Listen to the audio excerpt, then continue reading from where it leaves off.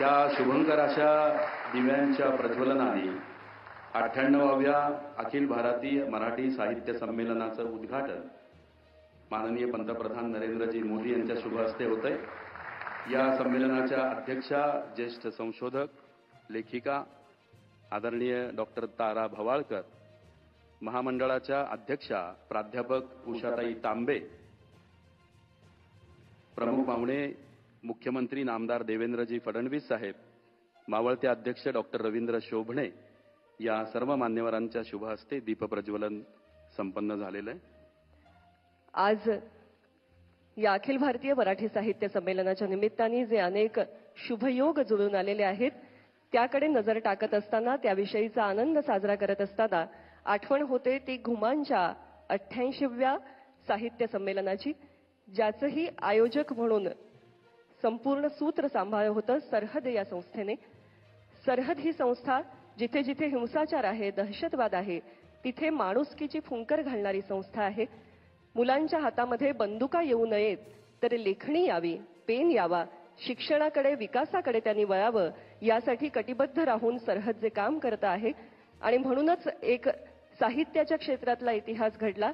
नाचू कीर्तनाचे रंगी असं म्हणणाऱ्या संत नामदेव महाराजांच्या पंजाबच्या घुमान या गावामध्ये साहित्य संमेलन साजरं झालं। हा एक सुंदर योग आहे बघा की विनोबा भावेंनी ज्यांच्याविषयी म्हटलं होतं की युद्धाने सिकंदरला जे पंजाब जिंकता आलं नाही, ते नामदेव महाराजांनी प्रेमाने जिंकून दाखवलं। आणि आज पुन्हा एकदा सर्व मराठी साहित्यिकांची ही मांदियाळी या ठिकाणी जमलेली आहे प्रेमाने दिल्ली जिंकण्यासाठी। आणि दिल्लीचेही तख्त राखितो महाराष्ट्र माझा, हा आपला मराठी बाणा, त्याचा पुनरुच्चार या दिल्लीच्या भूमीमध्ये करण्यासाठी अभिजात मराठी भाषेच्या ऐतिहासिक महोत्सवाची सुरुवात मराठीबरोबरच अभिजात भाषेचा दर्जा मिळालेल्या प्राकृत भाषेतील मंगलाची कामना करणाऱ्या मंत्रांनी आम्ही करतोय। एक काश्मीरी आमची छोटी बहीण हा मंत्र म्हणणार आहे। यापेक्षा आनंदाचा क्षण तो दुसरा कुठला असू शकतो। 2500 वर्षापूर्वीचा हा मंत्र आपल्या माऊलींच्या पसायदानासारखाच पवित्र। रुकैया मकबूल यांना मी आमंत्रित करतो नवकार मंत्र म्हणण्यासाठी। रुकैया मकबूल। अरिहंत, सिद्ध, आचार्य, उपाध्याय, साधू सज्जन या 5 शक्तींना नमस्कार करून त्यांचं अनुकरण करण्याची प्रेरणा देणारा हा मंगलदायी मंत्र आपल्या महाराष्ट्रातील सगळ्यात प्राचीन जैन गुफेमध्ये तो कोरला गेलेला आहे।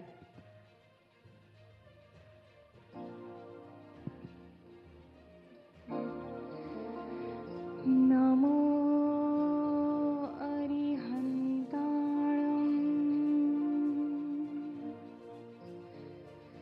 नमो सिद्धाणं,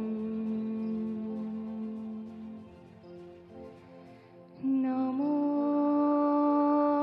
आयर्याणं,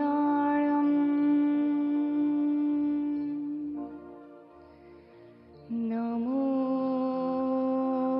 उवझायाणं,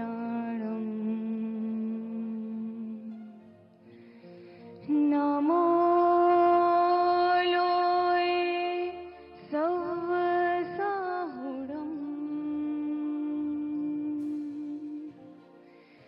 ऐसो पंच नमुकारो सव पाव पडासणो, मंगलाडं च सौएसिं पढमं हवै मंगलम्।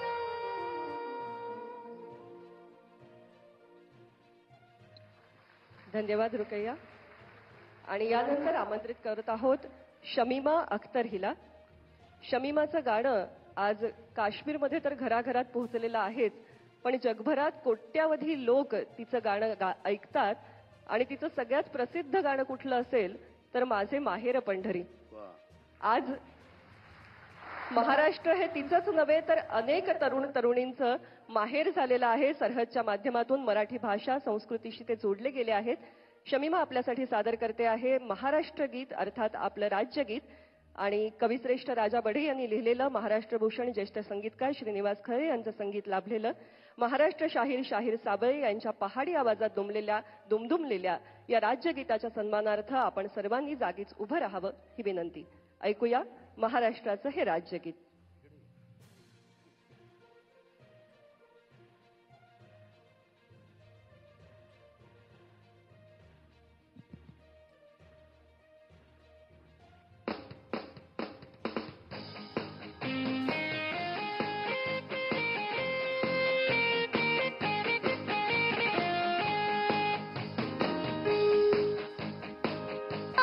गरजा महाराष्ट्र माझा, जय जय महाराष्ट्र माझा. गरजा महाराष्ट्र माझा.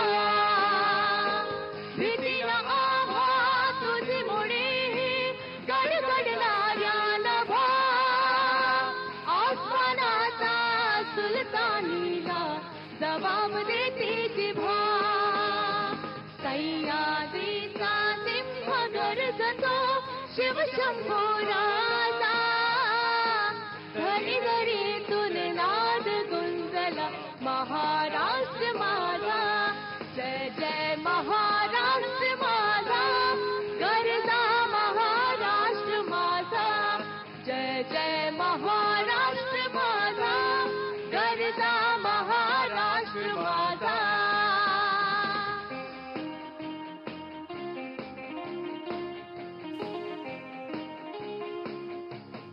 काळ्या छातीवरी कोरली अभिमानाची लेणी. पोलादे मनगटे खेळती खेळ जीव गेणी. दारिद्र्याचा ओढात शिजला निढलाच्या घामाने भिजला. देश गौरवासाठी झिजला. देश गौरवासाठी झिजला. दिल्लीचेही रक्त राखतो महाराष्ट्र माझा. जय जय महाराष्ट्र माझा. गरजा महाराष्ट्र माझा. जय जय महाराष्ट्र माझा. गरजा महाराष्ट्र माझा. गरजा महाराष्ट्र माझा. गरजा महाराष्ट्र माझा.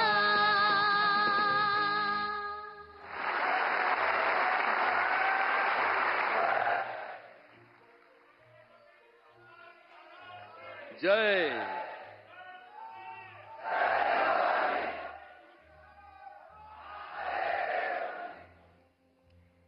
जय महाराष्ट्र. जय हिंद. शमीमा अख्तरसाठी पुन्हा एकदा जोरदार टाळ्यांचा गजर करूया आणि तिला स्वरसाथ देणारे मझहर सिद्दीकी यांचंही खूप खूप कौतुक. रुकैया जेव्हा नौकार मंत्र म्हणते, शमीमा महाराष्ट्र गीत म्हणते, माऊलींचं पसायदान गाते, माझे माहेर पंढरी म्हणते, तेव्हा जगभरातल्या करोडो मराठी प्रेक्षकांचे डोळे आनंदाने भरून येतात. मित्रांनो, सिराजुद्दीन नावाचा आमचा एक भाऊ आहे. तो काश्मीरच्या खोऱ्यामध्ये सांगतो, आता बंदुका बाजूला ठेवू आणि लेखणी हातात घेऊ. काय करतो तर काश्मीरमधल्या बांदीपुरामधल्या आरागम हे गाव देशातलं सगळ्यात मोठं पुस्तकाचं गाव बनवण्याच्या कामामध्ये प्रामाणिक प्रयत्न करतो. हे आहे साहित्य संमेलनाची फलश्रुती. मित्रांनो, महाराष्ट्र अनेकांच्या हक्काचं माहेर आहे. माननीय पंतप्रधानांनी सरहदच्या कामाचं अनेकदा कौतुक केलंय आणि सांगितलंय की जेव्हा जेव्हा असे प्रयत्न होतील तेव्हा तेव्हा मी तुमच्याबरोबर असणार आहे.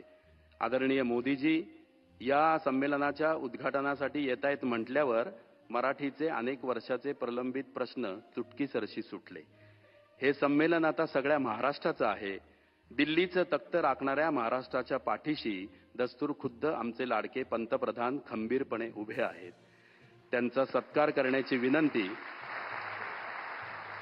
अखिल भारतीय मराठी साहित्य महामंडळाच्या वतीने अध्यक्षा प्राध्यापक उषा तांबे आणि उपाध्यक्ष गुरैया स्वामी या दोघांनी करावा अशी विनंती करतो. विठ्ठल रुक्मिणीची अतिशय सुंदर मूर्ती आपण त्यांना देतो आहोत. महाराष्ट्राचं आराध्य दैवत ज्यांच्या सावलीमध्ये महाराष्ट्र गुण्या गोविंदाने नांदतो आहे असे विठ्ठल रुक्मिणी.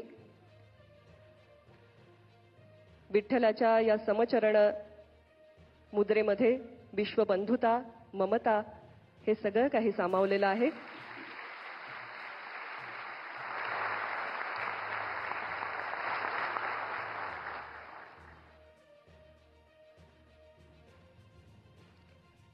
अठ्ठ्याण्णवाव्या मराठी साहित्य संमेलनाचं बोधचिन्ह आहे छत्रपतींची शिवमुद्रा आणि त्याच्यामध्ये असणारी लेखणी.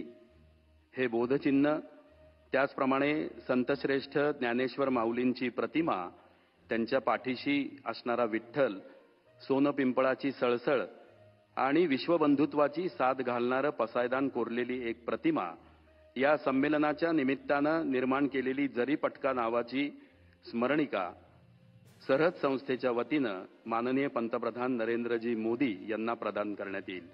त्यासाठी मी शैलेश पगारिया, शैलेश वाडेकर आणि अनुज नहार यांना आमंत्रित करतो. ज्या शिवमुद्रेचा आत्ता या ठिकाणी उल्लेख झाला, आपलं बोधचिन्ह, पुन्हा एकदा वीरता आणि विद्वत्ता या दोन्हीचा संगम या बोधचिन्हामध्ये आपल्याला पाहायला मिळतो आहे. शिवमुद्रा आहे आणि त्याबरोबर लेखणी आहे. हे बोधचिन्ह आपण माननीय नरेंद्रजी मोदी सरांना या ठिकाणी प्रदान करतो आहोत.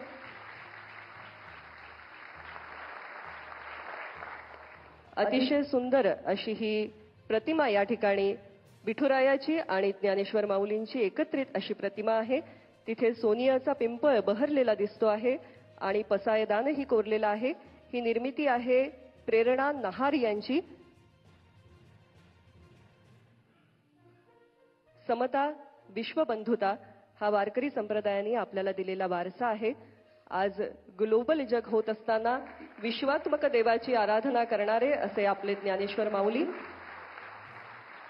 त्यांची ही विठुराया समवेत असणारी अतिशय सुंदर छबी आणि त्याचबरोबर या संमेलनाची स्मरणिका जरीपटका असं अतिशय बहारदार नाव ज्या स्मरणिकेला लाभलेलं आहे. यानंतर महाराष्ट्र राज्याचे माननीय मुख्यमंत्री महोदय आणि आजच्या कार्यक्रमाचे प्रमुख पाहुणे नामदार देवेंद्र फडणवीस साहेब यांचा सन्मान आपण करतो आहोत. मी सरहदचे संस्थापक आणि 98व्या संमेलनाचे निमंत्रक संजयजी नहार यांना विनंती करते की आपण बोधचिन्ह देऊन त्यांचा सन्मान करावा. त्याचबरोबर डॉक्टर उज्ज्वला मेहेंदळे, कार्यवाह आणि प्रकाश पागे, कोषाध्यक्ष, मराठी साहित्य महामंडळ यांना विनंती आहे की आपण स्मरणिका प्रदान करावी.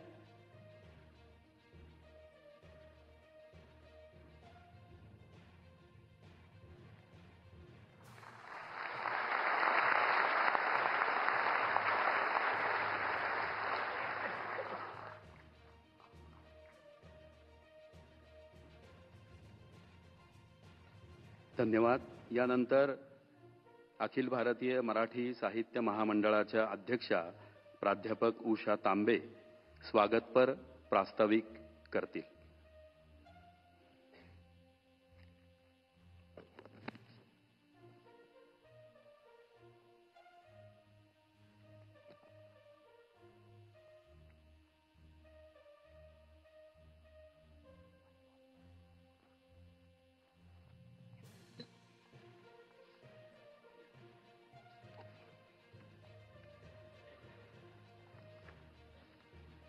नमस्कार. या महान देशाचे पंतप्रधान माननीय नरेंद्रजी मोदी, संमेलनाध्यक्ष डॉक्टर रवींद्र शोभणे, नियोजित संमेलनाध्यक्ष डॉक्टर ताराबाई भवाळकर, संमेलनाचे स्वागताध्यक्ष माननीय श्री शरदजी पवार, आयोजक सरहद संस्थेचे कार्यकर्ते आणि आपण सर्वजण, या सर्वांचं मी अखिल भारतीय मराठी साहित्य महामंडळातर्फे या संमेलनामध्ये मनपूर्वक स्वागत करते. या उद्घाटन समारंभासाठी माननीय मोदींची उपस्थिती आपल्या सर्वांसाठी मोठ्या भाग्याची आणि अभिमानाची गोष्ट आहे. भारताच्या विविध भाषांबद्दल त्यांना असलेली संवेदनशीलता या त्यांच्या निमंत्रण स्वीकारण्याच्या कृतीवरूनच दिसून येते आहे.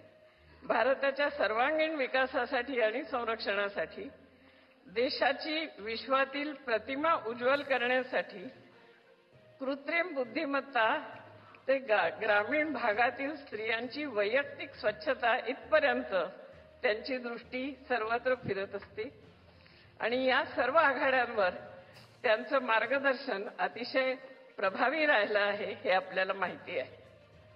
आपल्या संमेलनाध्यक्ष डॉक्टर तारा भवाळकर या व्रतस्थपणे आपल्या निवडलेल्या विषयाचा शोध घेत असतात.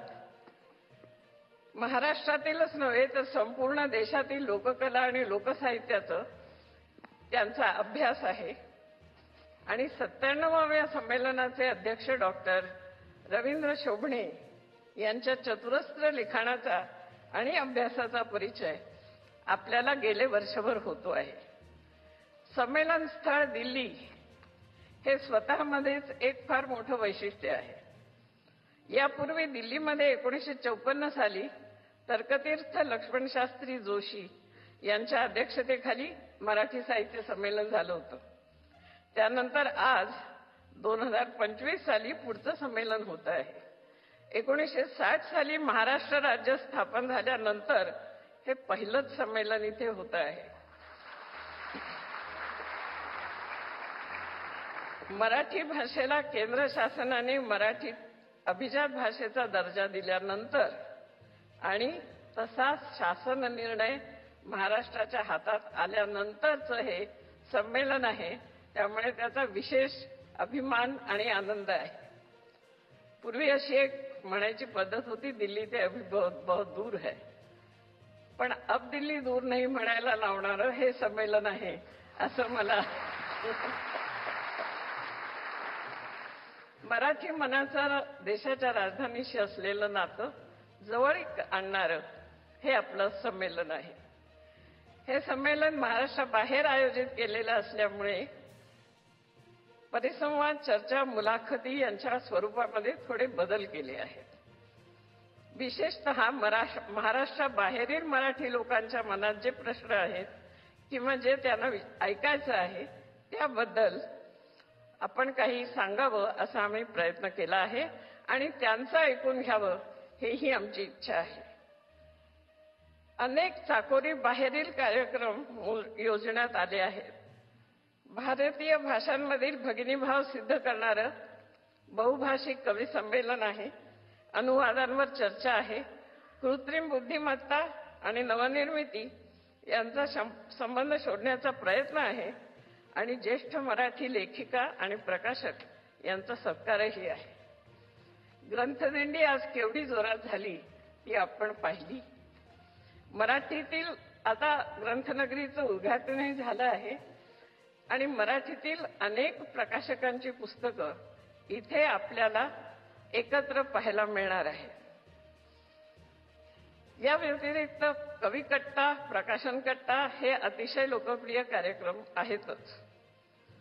प्रत्येक अखिल भारतीय साहित्य संमेलन, मराठी साहित्य संमेलन हे सर्वसमावेशक व्हावं असा आमचा प्रयत्न असतो. दिल्लीच्या या संमेलनामध्ये बृहन्महाराष्ट्रातील आणि खुद्द दिल्लीतील कवी लेखकांचा मोठा सहभाग आहे. त्यायोगे मराठीचं महाराष्ट्राबाहेरीलचं चित्र आपल्याला दिसेल अशी आमची अपेक्षा आहे. या संस्थेची, या संमेलनाची निमंत्रक संस्था सरहद ही आहे. देशाची राजधानी असलेल्या शहरात एवढ्या मोठ्या प्रमाणात कार्यक्रम करणं हे अजिबात सोपं नाही. प्रशासकीय शिष्टाचार असतात, सुरक्षा व्यवस्था असते. हे सर्व अडथळे ओलांडून असं एक मोठं संमेलन उभं करण्याबद्दल त्यांना मी आधीच धन्यवाद देते आणि त्याबरोबर आपल्या जबाबदारीची आपल्याला जाणीव करून देते की त्यांच्या या प्रयत्नांना खरोखर दाद द्यायची असेल तर सर्व कार्यक्रमांना आपण मोठ्या संख्येने उपस्थित राहावं आणि त्यांना प्रोत्साहित करावं ही विनंती. पुन्हा एकदा सगळ्यांचं स्वागत करून मी थांबते. धन्यवाद. धन्यवाद उषाताई. लाभले आम्हास भाग्य बोलतो मराठी. लाभले आम्हास भाग्य बोलतो मराठी. धर्म जात पंथ एक जाणतो मराठी. मराठी किंवा महाराष्ट्र धर्म हा एकात्मतेचा धर्म आहे आणि ही आपली मराठी भाषा आणि मराठी संस्कृती सगळ्या सरहदी पार करून अगदी काश्मीरपर्यंत पोहोचवण्याचं काम करत असलेली सरहद ही संस्था आता उषाताईंनी उल्लेख केला त्याप्रमाणे आजच्या आयोजनाला लाभलेली आहे. मी निमंत्रक संजयजी नहार यांना विनंती करते की या निमित्ताने त्यांनी मनोगत व्यक्त करावं.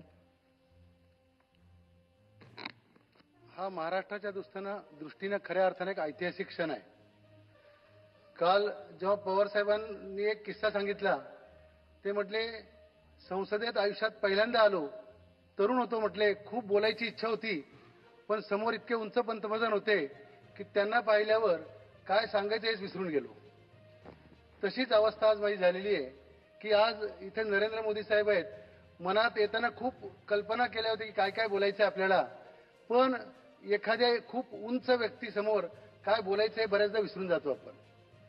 मी इतकंच सांगतो की जेव्हा लहानपणी आमची सुरुवात झाली ती एका पुण्यातल्या पूर्व भागात हिंसाचार पाहून झाली. वयाच्या 8व्या वर्षी बंदुकीच्या गोळीने मृत्यू झालेला एक तरुण पाहिला आणि काही काळ असं वाटायचं की हिंसाचारातनं सगळे प्रश्न सुटू शकतात. जसं मोठं होत गेलो, सामाजिक काम सुरू केलं आणि मग लक्षात आलं की सगळे प्रश्न बंदुकींनी किंवा हिंसाचाराने सुटत नाहीत. कुठलाही क्रांतिकारक हिंसाचाराचं समर्थन करत नसतो, तो सांगतो की क्रांती होती ती विचारांनीच होत असते.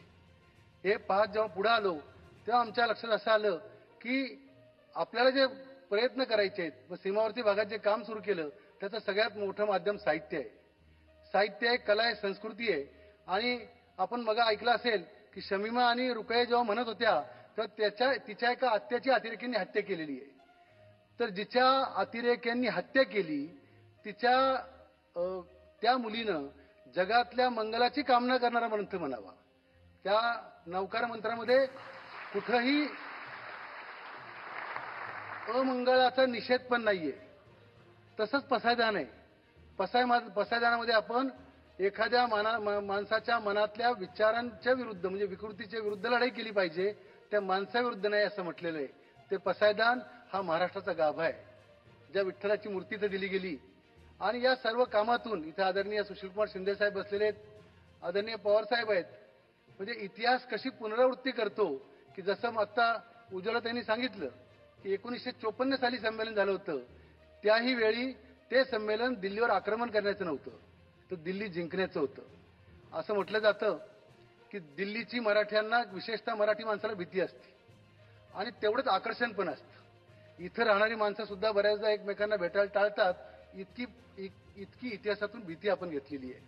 पण मला असं वाटतं 88वें साहित्य संमेलन जेव्हा झाले तेव्हा त्या सूत्रसंचालक ताई म्हटल्या की संत नामदेवांनी सांगितलं की जो पंजाब सिकंदराला सैन्याच्या बळावर जिंकता आला नाही तो नामदेवांनी प्रेमाने जिंकला. आज त्याचीच पुनरावृत्ती होतीये, इतिहासाची पुनरावृत्ती होतीये आणि तिचे साक्षीदार आहेत ज्यांना भविष्यामध्ये महाराष्ट्राचे नेते आदरणीय देवेंद्रजी फडणवीस, जेव्हा पवार साहेब इथे आहेत आणि आदरणीय नरेंद्र मोदीजींबद्दल इतकंच सांगतो की ते जेव्हा सांगतात की बंदुकींनी प्रश्न सुटणार नाही. स्वातंत्र्यापूर्वी असं म्हटलं जायचं की लेखणी मोडा आणि बंदुका हातात घ्या. आता वेळ आली आहे बंदुका बाजूला ठेवा आणि लेखणी हातात घ्या. हे या देशाचे पंतप्रधान म्हणून जेव्हा नरेंद्र मोदी सांगतात तेव्हा त्याची प्रेरणा कुठल्या तरी गावात कोपऱ्यात एखादा मुलगा घेतो आणि तो सिराजुद्दीन सारखा मुलगा या जगातलं सगळ्यात मोठं पुस्तकांचं गाव करायचा प्रयत्न करतो. ज्या गावामधले लोक बंदुका बाजूला ठेवतात आणि घरात ग्रंथालय करतात. तर कवींची, लेखकांची आणि नेत्यांची हीच प्रेरणा असते. अखिल भारतीय मराठी साहित्य संमेलन दिल्लीत घेण्याचा हेतू तोच होता.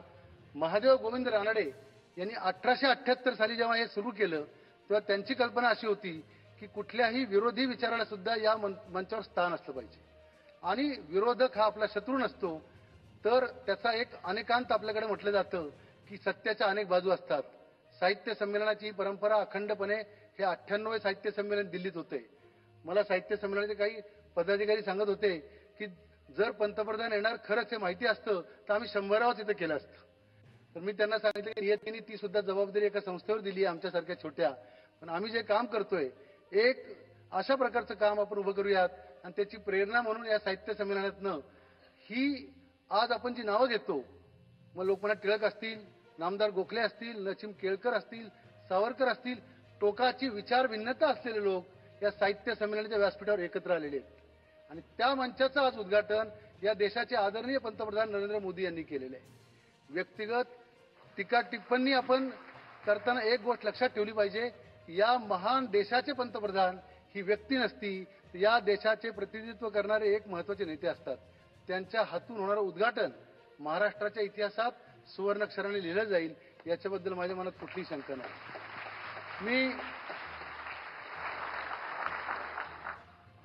आदरणीय मोदी साहेबांना इतकंच सांगतो की महाराष्ट्र कसा आहे त्याच्याबद्दल आमच्यासारख्या छोट्या माणसांनी सांगायची गरज नाही, पण सेनापती बापट म्हणायचे, मराठा विना राष्ट्र न चाले, मराठा म्हणजे महाराष्ट्र मेले तरी राष्ट्र मेले, महाराष्ट्र मेला तरी राष्ट्र मेले, मराठा हे जाती अर्थाने नव्हतं.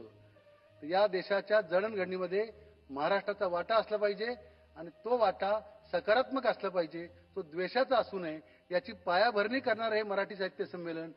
इथं सरद संस्थेला संधी मिळाली, या व्यासपीठावर याची संधी मिळाली. मी महामंडळाचं इथं उपस्थित राहिलेल्या सगळ्यांचं, इथं ग्रेटर काश्मीरचे कल्लू साहेब त्यांचं एक वाक्यात कथा सांगतो आणि थांबतो.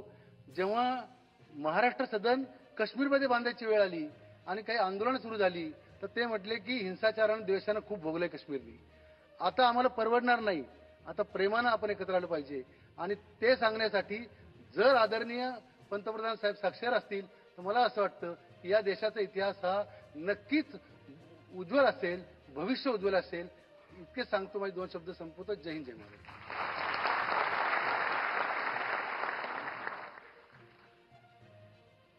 या संमेलनाचे स्वागताध्यक्ष महाराष्ट्राचे, भारताचे थोर नेते, ज्यांच्याबद्दल स्वर्गीय प्रमोद महाजनांनी 61ला लेख लिहिताना म्हटलं होतं, महाराष्ट्राला तळहातांवरच्या रेषांप्रमाणे जाणणारा नेता म्हणजे माननीय शरदचंद्रजी पवार साहेब.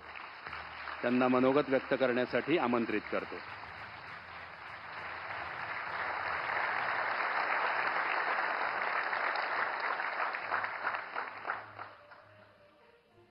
अठ्ठ्याण्णव्या अखिल भारतीय मराठी साहित्य संमेलनाचे उद्घाटक आणि देशाचे प्रधानमंत्री माननीय नरेंद्र मोदीजी, महाराष्ट्राचे मुख्यमंत्री देवेंद्र फडणवीस, महामंडळाचे अध्यक्ष प्राध्यापक उषा तावणे, ज्यांची अध्यक्षपदी निवड झाली ते डॉक्टर ताराराव बावनकर, केंद्र सरकारचे आपले प्रतिनिधी श्री प्रताप जाधव, महाराष्ट्राच्या विधान परिषदेचे अध्यक्ष श्री राम शिंदे, संसदेचे माजी अध्यक्ष शिवराज पाटील, देशाचे माजी गृहमंत्री सुशील कुमार शिंदे, या ठिकाणी उपस्थित असलेले संसदेचे सदस्य, अन्य संस्थांचे प्रतिनिधी आणि या संमेलनासाठी ज्यांनी कष्ट घेतले ते सर्वांचे प्रमुख संजय नाहक, महामंडळाचे सगळे प्रतिनिधी, साहित्यिक आणि साहित्यिक रसिक बंधू. आज मराठी साधस्वतांची दिंडी दिल्ली राहील आणि याचा मला मनापासूनचा आनंद आहे. मराठी माणूस केवळ नर्मदा फार महाराष्ट्रच नाही तर आपल्या पराक्रमाचा झेंडा फार फडकवणारा मराठी माणूस. तो दिल्लीमध्ये दिसतो, हरियाणामध्ये दिसतो, इंदोरमध्ये दिसतो, ग्वालियरमध्ये दिसतो, गुजरातमधल्या अनेक शहरांमधून दिसत असतो. नोकरी कामाच्या निमित्तानं काही लोक देशाच्या कानाकोपऱ्यामध्ये दिसतात. भीमसेनीच्या तत्वाने जसं यमुनेचं पाणी टाकलं त्याप्रमाणे मराठी साहित्याचा अमृत अनुभव घेण्यासाठी आज पुन्हा एकदा आपण यमुनेच्या तीरावर जमलो याचा मला मनापासूनचा आनंद आहे. अखिल भारतीय मराठी साहित्य संमेलन देशाच्या राजधानीमध्ये दुसऱ्यांदा होते आणि विशेषतः या सारस्वताच्या महामेळाव्याला देशाचे प्रधानमंत्री नरेंद्र मोदी हजर राहिले याचा मला मनापासूनचा आनंद आहे. आजचे साहित्य संमेलन मराठी भाषिकांच्या दृष्टीनं आनंददायी घटनेच्या पार्श्वभूमीवर संपन्न होत आहे. महाराष्ट्र शासन, महाराष्ट्राचे साहित्यिक, रसिक या सगळ्यांनी एका गोष्टीचा पाठपुरावा केला आणि तो म्हणजे मराठी भाषेला अभिजात भाषेचा दर्जा मिळावा आणि हा दर्जा मिळवून देण्यासाठी माननीय नरेंद्र मोदींनी जी भूमिका बजावली त्याबद्दल समस्त मराठी जनतेच्या वतीनं मी त्यांच्याबद्दलची कृतज्ञता या ठिकाणी व्यक्त करतो. 1954 साली पहिल्यांदा दिल्लीला मराठी साहित्य संमेलन झालं आणि त्यावेळेला देशाचे प्रधानमंत्री जवाहरलाल नेहरू होते. त्यांनी त्याचं उद्घाटन केलं होतं आणि ते संमेलन यशस्वी करण्यासाठी त्या काळाचे महाराष्ट्राचे ज्येष्ठ नेते, स्वातंत्र्य सैनिक आणि केंद्र सरकारचे प्रतिनिधी काकासाहेब गाडगीळ यांचं फार मोठं योगदान होतं. त्याचं स्मरण करणं मी माझं कर्तव्य समजतो. जवाहरलाल नेहरूंनी जसं संमेलनाचं उद्घाटन केलं त्याचीच पुनरावृत्ती होताना 70 वर्षांनी या संमेलनाचं उद्घाटन प्रधानमंत्री नरेंद्र मोदी यांच्या हातून होतंय याचा मला आनंद आहे. एक गोष्ट मी आपल्याला सांगतो की ज्या वेळेला त्यांना निमंत्रण देण्यासाठी मी गेलो तर त्यांनी अक्षरशः 1 मिनिटसुद्धा लावला नाही. महाराष्ट्राचा हा कारभार, हा सोहळा आहे, सारस्वतांचा हा सोहळा आहे, माझी उपस्थिती आहे आणि तुम्ही सामावून मिळाला. आपल्याकडं चंद्रभागेच्या काठी आचार्यांनी कार्तिकीला जसं लाखो वारकरी भक्ती वाहून जमतात त्याच पद्धतीनं साहित्य संमेलनासाठी महाराष्ट्रामध्ये हजारो साहित्य प्रेमी दरवर्षी येत असतात आणि देशाच्या राजधानीत होणारं हे साहित्य संमेलन तुमच्या माझ्या आयुष्याचा एक अत्यंत महत्त्वाचा प्रसंग आहे. 37व्या साहित्य संमेलनाचे अध्यक्ष महाराष्ट्राला सांस्कृतिक दिशा देणारे मराठी विश्वकोशाकडे तर्कचित्र रक्षण शास्त्री दिवशी होते. त्यांनी त्याच वेळेला याचा उल्लेख केला काकासाहेब गाडगे हे अध्यक्ष होते आणि ती जबाबदारी माझ्याकडे आली याचा मला आनंद आहे. बारामती बनल्याच्या नंतर मोरोपंत यांचं स्मरण होतं आणि त्यांनी त्या ठिकाणी केकावली आणि आर्या ही लिहून साहित्यामध्ये एक मोठी भर टाकली. त्याच्याबरोबरच अनेकांचा उल्लेख त्या ठिकाणी करता येईल आणि त्या भागात जी जी साहित्य संमेलनं अलीकडच्या काळामध्ये झाली सुदैवानं त्याच्यामध्ये सहभागी होण्याची संधी मला मिळाली होती. मग ते नाशिक असो, गुमान असो, सासवड असो, चिपळूण असो, पिंपरी चिंचवड असो, उदगीर असो, अशा अनेक संमेलनांना माझी उपस्थिती होती आणि त्याचमुळं काही अत्यंत जाणकार लेखकांची आणि साधुसंतांचा सुसंवाद करण्याची संधी व्यक्तिगत माझ्या जीवनामध्ये मला मिळाली. त्याच्यामध्ये गदिमा असतील, फुलं असतील, नादू महानूर असतील, अनेक साहित्यिकांशी ऋणानुबंध आणि गाठी जुळून आल्या. मला गुरुस्थानी असलेले यशवंतराव चव्हाण हे एक उत्तम साहित्यिक होते. या सर्वांच्या सरळ सवय मी स्वतः सुद्धा लिहिता झालो. लोक माझे सांगती याच्या रूपानं तुम्हा लोकांच्या पुढे व्यक्त झालो. मी सार्वजनिक जीवनाची 30 वर्षापेक्षा अधिक काळ दिल्ली दरबारीमध्ये मराठी अस्मिता टिकवण्यासाठी जे जे काही करता येईल ते करण्यासाठी माझ्याकडनं मी प्रयत्न केला गेला. आणि कदाचित म्हणूनच स्वागताध्यक्षाची जबाबदारी त्यांनी माझ्यासाठी असावी. या संमेलनाचे एक वैशिष्ट्य म्हणजे डॉक्टर तारा मोहाळकर यांची निवड. आणि याचा मला आनंद आहे. लोकसाहित्याचे अभ्यासक म्हणून तारा मोहाळकर यांना मराठी जन ओळखतात. मला आठवत आहे की चिपळूणचं संमेलन होतं आणि त्याच्या उद्घाटनाच्या प्रसंगी माझ्या भाषणामध्ये एक खंत व्यक्त केली की आतापर्यंत इतकी संमेलन झाली पण फक्त 4 महिलांना अध्यक्षपदाचा मान मिळाला.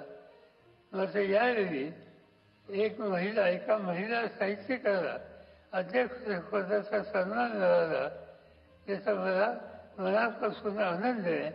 मी डॉक्टर तारा मोहाळकर यांचं अभिनंदन करतो आणि त्यांच्या निवडीच्यासाठी अखिल भारतीय साहित्य संमेलनाने महामंडळाला धन्यवाद देतो. दिल्ली आणि महाराष्ट्र यांचं एक नातं आहे. 11व्या शतकामध्ये आनंदगोपाल चौहाननी दिल्लीची स्थापना केली. तेव्हापासून महाराष्ट्र आणि दिल्लीचे राजकीय आणि सांस्कृतिक संबंध निर्माण झाले. 1666 साली बादशाह औरंगाबादने त्याचा एक वाढदिवस साजरा केला तो अभिजाला. अन्यथा दिल्लीमध्ये केला असता तर शिवछत्रपतींच्या स्वाभिमानी साक्षात्कार इथंच घडला असता. पण त्या घटनेपासून प्रेरणा घेऊन मराठी सैनिक आपला झेंडा हा अतिशय फार फडकवला. याचा मराठी भाषिकांना साथ मिळाले. देशाचे एक प्रधानमंत्री होते चौधरी चरण सिंग आणि ते मला नेहमी सांगायचे विचारच्या नंतर तुम्ही लोकांनी एक गोष्ट काही ठीक केली नाही. विचारलं काय ठीक केलं म्हणजे मराठी आले दिल्लीपर्यंत पोहोचले. दिल्ली घेतली आणि दिल्लीवर ताबा कायमचा आपल्या हातात ठेवण्याच्या ऐवजी पानिपतला गेले. जाण्याची काही आवश्यकता नव्हती. तर वेगळा इतिहास घडला असता. पण झालं ते झालं. तो इतिहास हा आपण काही विसरू शकत नाही. आज मराठी लेखणीनं साहित्याच्या क्षेत्रामध्ये प्रचंड योगदान दिलं आणि त्याची नोंद देश पातळीवर सुद्धा घेतली आहे. वि.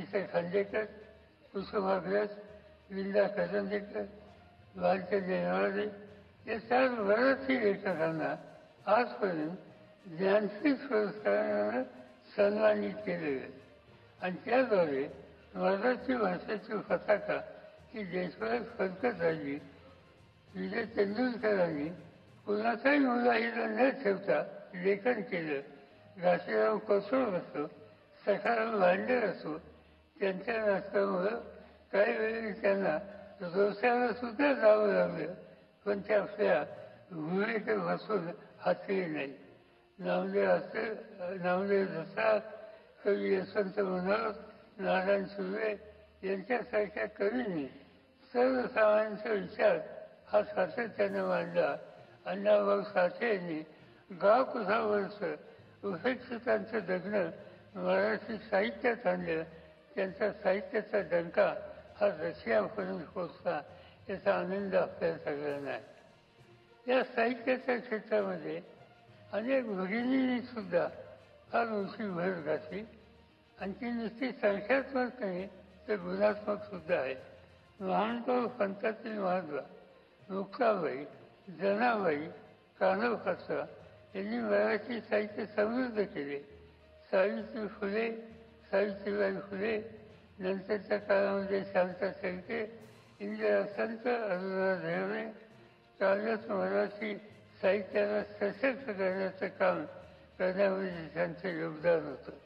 आणि मराठी साहित्य संमेलनाच्या अध्यक्षपद स्त्रियांना अधिकाधिक मिळाले तर माझी खात्री आहे की ही परंपरा अधिक मजबूत झाल्याशिवाय राहणार.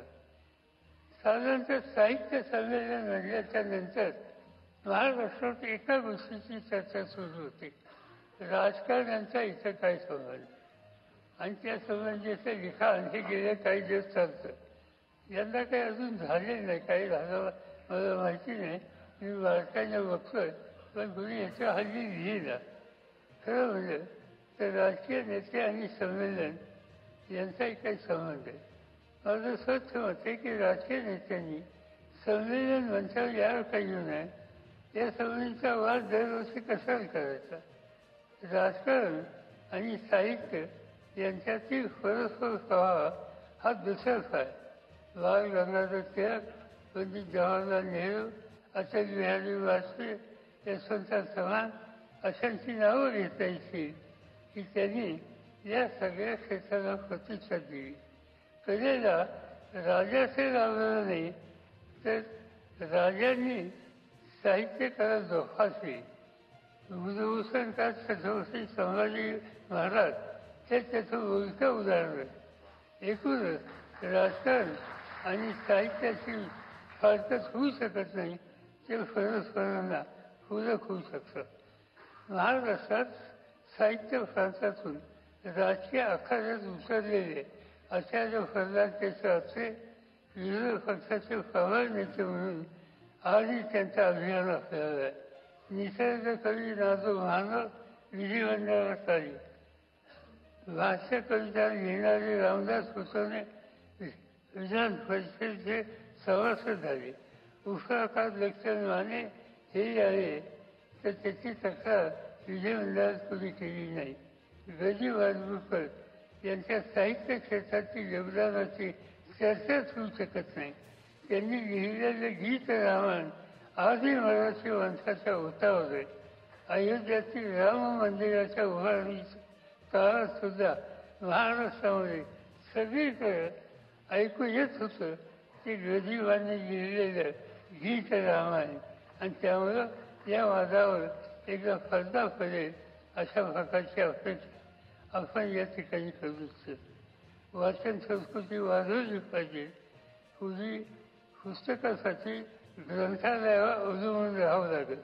आज साधनं वाढली, परंतु आता वाचनाला अनेक पर्याय आले. दूरचित्रवाणी आली, मनोरंजनाच्या वाहिन्या आल्या, वृत्तवाहिन्या आल्या, स्मार्टफोन आले. असे ते पुस्तकं मोठ्या प्रमाणावर छापली जातात. गेले 2 दिवस महाराष्ट्राच्या वर्तमानपत्रामध्ये किती टन पुस्तकं दिल्लीमध्ये आली या संबंधीचं सविस्तर वृत्त हे येतं, आणि हे येतं द्योतक आहे.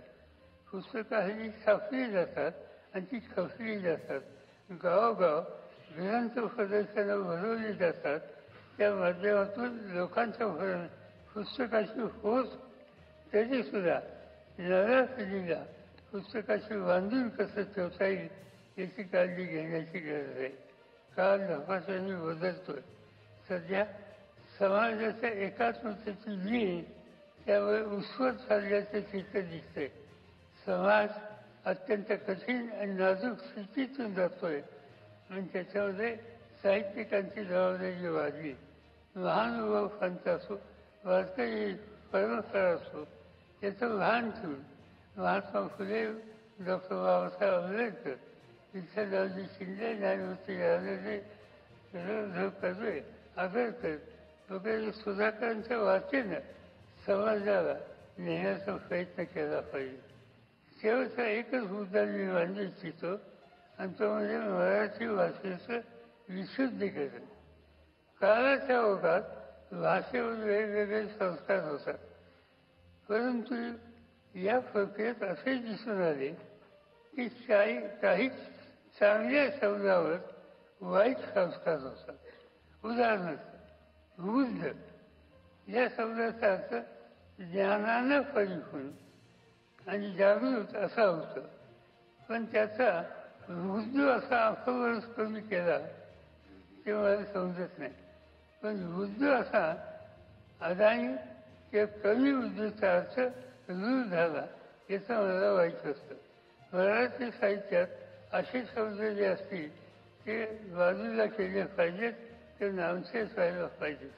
प्रस्तुत महिला साहित्य संमेलनात अनेक वैशिष्ट्यपूर्ण परिसंवाद, कवी संमेलन, परिचर्चा या आयोजित केलेल्या आहेत.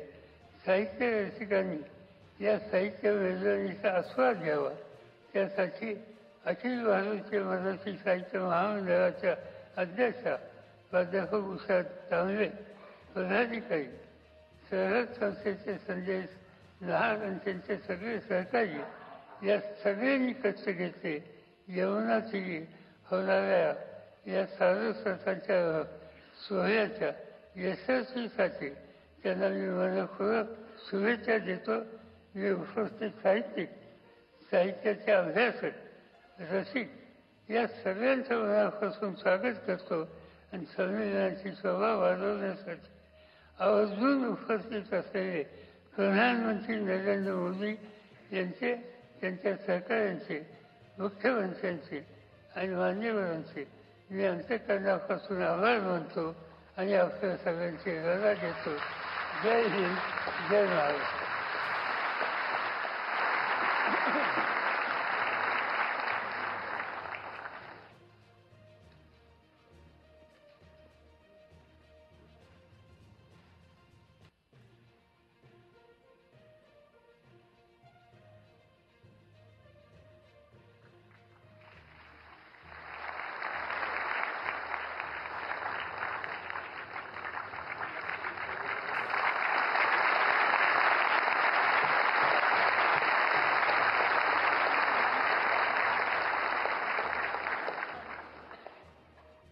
अठ्ठ्याण्णवाव्या अखिल भारतीय मराठी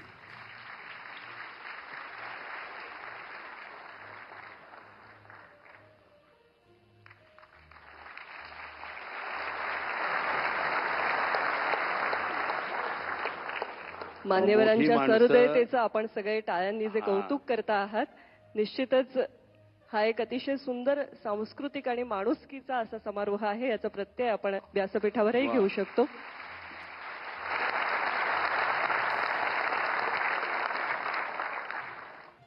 अठ्ठ्याण्णवाव्या साहित्य संमेलनाच्या अध्यक्षा डॉक्टर तारा भवाळकर, लोककला, लोकगीत, लोकसंस्कृती, जात्यावरच्या ओव्या, ग्रामीण स्त्रीच्या धारणा, महाभारत आणि रामायणाचं स्त्रियांमध्ये रुजलेलं बीज अभिजन वर्गासमोर आणणाऱ्या संशोधिका.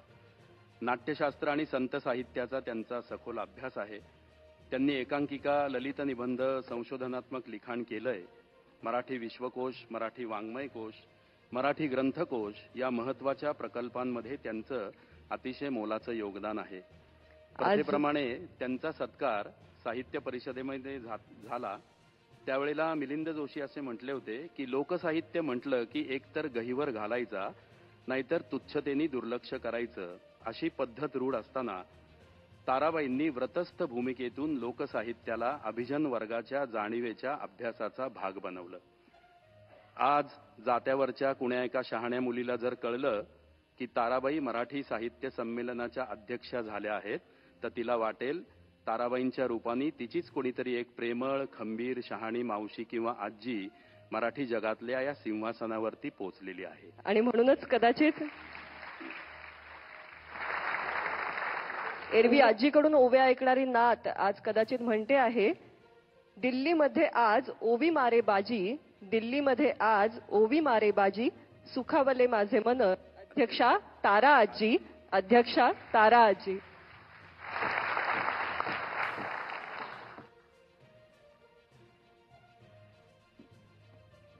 नमस्कार. 2 कमी 100व्या साहित्य संमेलनाच्या निमित्ताने आपण जमलेले आहोत. ही लोकभाषा आहे. 98व्या मराठी साहित्य संमेलनाच्या निमित्ताने आपण जमलो, ही अभिजात भाषा आहे. आणि आपण सगळी मंडळी या निरनिराळ्या बोलींच्या मधनच बोलत आलेले आहोत आणि या सगळ्या बोलींचं संमेलन म्हणजे अखिल भारतीय मराठी साहित्य संमेलन आहे असं आपण म्हणू.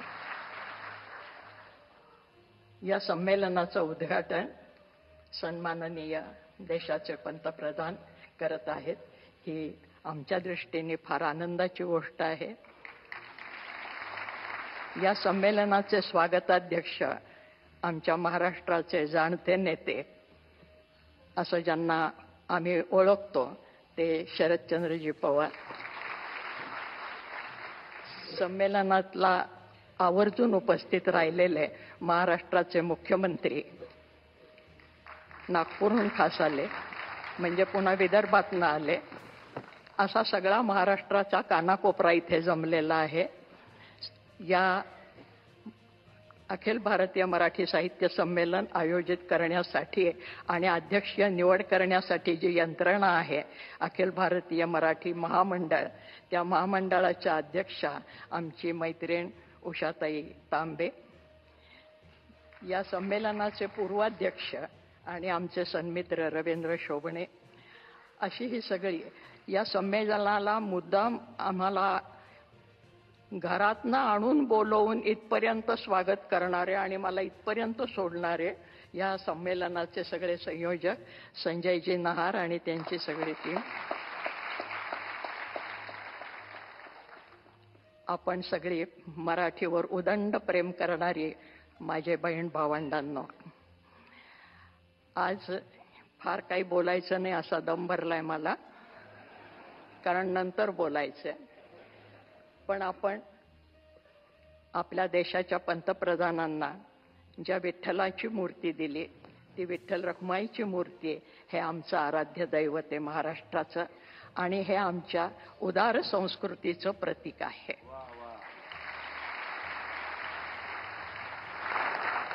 कारण हा विठ्ठल आला कुठून?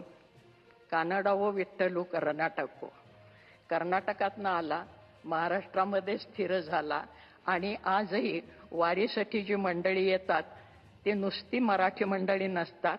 महाराष्ट्र, कर्नाटक, तेलंगणापासून ही सगळी मंडळी विठ्ठलाकडे येत असतात. हा विठ्ठल कसा आहे? मराठी माणसासारखा साधा आहे, कष्टकरी माणसासारखा. कांबळ खांदी वाहन पायी डोईस मुंडासे, श्यामल रंगी सान रूपते साधेपण भासे. आत्ताच आपण मूर्ती पाहिली.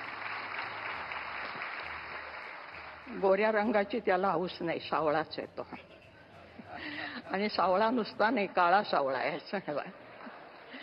महाराष्ट्राला जो रंग आहे त्या रंगाचाही अभिमान आहे. असा हा विठ्ठल, तो सर्वांना सामावून घेणारा. त्याचे भक्त जर तुम्ही पाहिले तर सर्व जाती जमातीचे भक्त त्याच्या पायाशी जाणारे आहेत. त्याच्यात सर्व व्यवसाय करणारी मंडळी आहेत, सुतारे, लोहारे, चांभारे, गावकुसाबाहेरची मंडळी आहेत. उच्चवर्णीय आमचे एकनाथ महाराज आहेत आणि सगळ्यांचे शिरोमणी ज्ञानेश्वर महाराज आहे, ज्यांचं पसायदान आपण ऐकलं. या प्रत्येकाने या मराठीची स्तुती केलेली आहे हे आपल्याला माहीत आहे. माझा मराठाची बोल कवतुके परी अमृतातेही पैजा जिंके असं म्हणणारे ज्ञानेश्वर महाराज.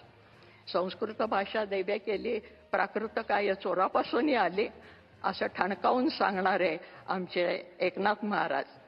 तेव्हा ही अभिजात मराठी झाली, त्याचं पायाभरण करणारी ही सगळी मंडळी आहेत. आणि ज्या वेळेला महाराष्ट्रामध्ये शिवाजी महाराजांनी राज्य स्थापन केलं त्याचे विश्लेषण करत असताना महाराष्ट्रामध्ये शिवाजी महाराजांनी राज्य कसं स्थापन केलं त्याचं विश्लेषण आमच्या न्यायमूर्ती महादेव गोविंद रानडे यांनी असं केलेलं आहे की संतांनी शिवाजी महाराजांच्यासाठी भूमी निर्माण केली होती. कारण मराठी भाषा जी टिकवली ती संतांनी टिकवली. भाषा ही प्रत्यक्ष जीवनात असावी लागते, कारण भाषा ही एक जैविक अशी गोष्ट आहे, जिवंत. जर भाषा बोलली तर ती जिवंत राहते, नुसती पुस्तकातनं आणि ग्रंथातनं ती जिवंत राहत नाही. म्हणून भाषा ही जैविक आहे. आणि महाराष्ट्राला सातत्याने पांडुरंगाचं स्मरण मराठीतनं करायला लावणारी ही भाषा संतांनी जिवंत ठेवली आमच्या. आणि आमच्या या संतांच्या मध्ये मुद्दाम आवर्जून सांगते की मराठी साहित्याचा उगम कुठे झाला, अमुक साली शाळा निघाली आणि माणसं शिकायला लागली, हे आमचं आधुनिक पांडित्य झालं. ज्या दिवशी आईने पहिली ओवी आपल्या बाळाला म्हटली असेल त्या दिवशी मराठी भाषा जन्माला आली.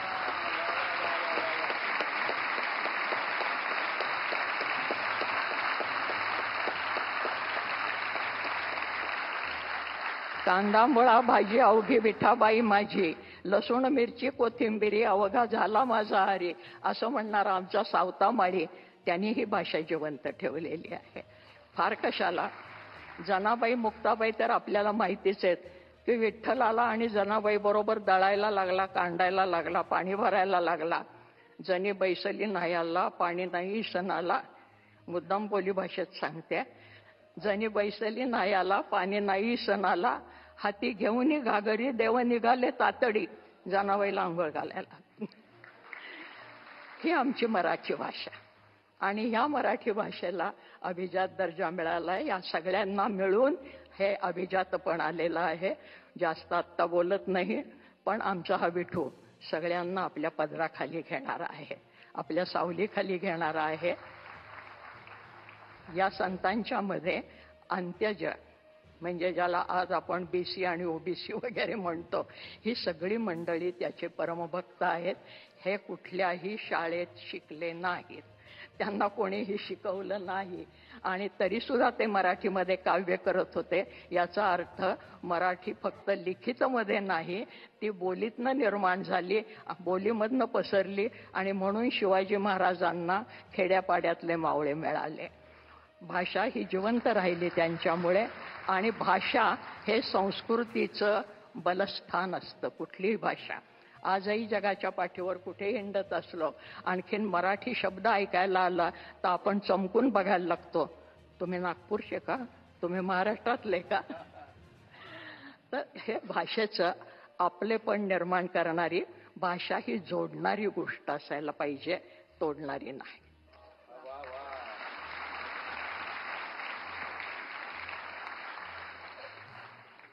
पंतप्रधान महाशय हे महाराष्ट्राचं प्रतीक म्हणून आपल्याला दिलेलं आहे की ही भाषा जोडणारी आहे.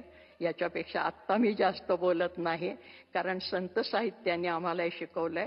पण अंत्यज स्त्रिया सुद्धा आमच्या बोलत होत्या आणि आज ज्याला आम्ही पुरोगामी म्हणतो आणि कोणी कोणी उपहासाने पुरोगामी म्हणतात, ते पुरोगामी काही म्हणू देत, पण खरोखरच आमचे संत हे पुरोगामी आहेत. त्याची उदाहरणं जात पात पक्ष पंथ स्त्री पुरुष भेदाच्या पलीकडे. त्यामुळे स्त्री अध्यक्ष झाली हा महत्वाचा मुद्दा नाही, गुणवत्ता हा महत्वाचा मुद्दा आहे.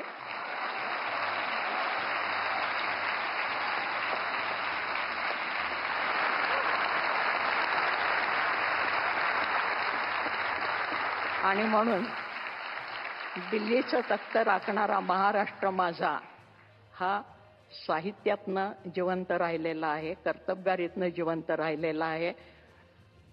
ज्या ठिकाणी संमेलन होतं आहे त्या ठिकाणी मराठी माणसांनी एकदा छावणी टाकलेली आहे. हा सगळा इतिहास आपल्याला माहिती आहे. या संमेलनाचा 70 वर्षापूर्वी जे लक्ष्मण शास्त्री जोशी अध्यक्ष होते, त्यांना मी गुरुस्थानी मानते. त्यांचा सहवास मला काही काळ लाभला, त्यांच्याबरोबर मी काही काळ काम केलं विश्वकोशामध्ये, याचाही मला अभिमान आहे. त्या काळामध्ये जे काकासाहेब गाडगीळ साहित्य संमेलनाचे स्वागताध्यक्ष होते आणि आज पुन्हा महाराष्ट्राचे शरदचंद्रजी पवार आहेत, तर ते काकासाहेब गाडगिळांच्या नावाने मला नुकताच एक पुरस्कार त्यांच्या नातवानी सांगलीला आणून दिला घरामध्ये, अनंतराव गाडगिळांनी. आणि कदाचित शरद भाऊंच्या लक्षात नसेल, परंतु त्यांच्या राष्ट्रवादीने एकेकाळी माझी मुलाखत घेतली होती आणि त्यानंतर त्यांचं कुठेतरी भाषण झालं. त्यावेळेस त्यांनी सांगितलं होतं की महाराष्ट्रामध्ये अजून कोणी कोण साहित्य संमेलनाचे अध्यक्ष व्हायला पाहिजेत. ती जी काही 5-6 नावं घेतली होती त्यात एक माझं नाव होतं, ते छापलेलं अजून माझ्याकडे आहे. आज असा गंमतशीर योगायोग आलेला आहे की ज्यांना मी गुरुस्थानी मानते ते शास्त्री बुवा म्हणजे जोशीजी, लक्ष्मण शास्त्री जोशी यांच्या जाग्यावर मला उभं राहण्याचं भाग्य मिळालं. ज्यांनी ती इच्छा प्रकट केली होती ते स्वागताध्यक्ष आहेत. आणि ज्या प्रधानमंत्र्यांचा तो अधिकार आहे, त्या राजधानीमध्ये हे संमेलन होतं आहे आणि प्रधानमंत्री त्याचं उद्घाटन करत आहेत. या सगळ्या अतिशय आनंदाच्या गोष्टी आहेत. हा आनंद आपण पुढचे 3 दिवस सगळ्यांच्या संगतीमध्ये घेणार आहोत आणि आपण एकमेकांचं मैत्र जोडून पुढे जाणार आहोत. कारण भूता परस्परे पडो मैत्र जीवांचे, हे ज्ञानेश्वर महाराजांनी सांगितले.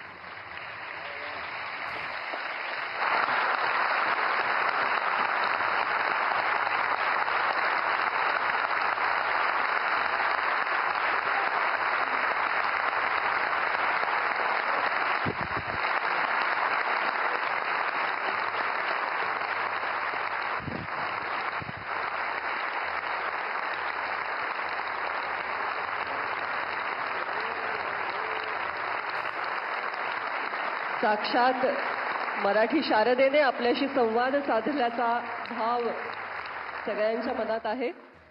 आणि उद्घाटन सत्र इथलं संपल्यानंतर पुढे आपल्या संमेलनस्थळी उद्घाटन सत्रामध्ये आपल्याला डॉक्टर तारा भवाळकर यांचं सविस्तर भाषण जे आहे त्याचा सुद्धा आनंद घ्यायचा आहे. त्याची उत्सुकता आत्तापासून मनामध्ये आहे. आत्ता छत्रपती शिवरायांचा उल्लेख डॉक्टर तारा भवाळकर यांनी केला. मराठी भाषा ही व्यवहाराची, राज्य व्यवहाराची भाषा होऊ शकते, हा विश्वास आणि हा दृष्टिकोन आपल्याला छत्रपती शिवरायांनी दिला. आज आता ताराबाई म्हणाल्या त्याप्रमाणे मराठी ही लोकभाषा तर आहे, ती अभिजात भाषा आहे, ती अभिजनांची भाषा आहे, ती राज्य भाषा आहे, पण त्याचबरोबर ती शासन व्यवहारातली राजभाषा सुद्धा व्हायला हवी असा आपणा सगळ्यांच्या मनातला जो आग्रह आहे त्याला नियमाचं स्वरूप ज्यांच्या नेतृत्वामुळे नुकतंच प्राप्त होऊ घातलेलं आहे आणि आता आपले सर्व शासकीय व्यवहार मराठी भाषेतूनच होतील ही अनिवार्यता ज्यांच्या नेतृत्वातून आपल्यापर्यंत पोहोचते आहे असे महाराष्ट्र राज्याचे माननीय मुख्यमंत्री देवेंद्र फडणवीस साहेब यांना मी विनंती करते. स्वागत.